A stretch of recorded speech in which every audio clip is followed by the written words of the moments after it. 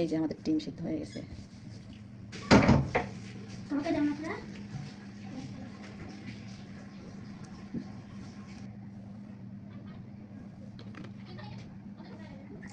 এই যে আমার মেয়ে রান্না করতেছে, এখন এই যে পেঁয়াজ কুচি দিয়ে দিল।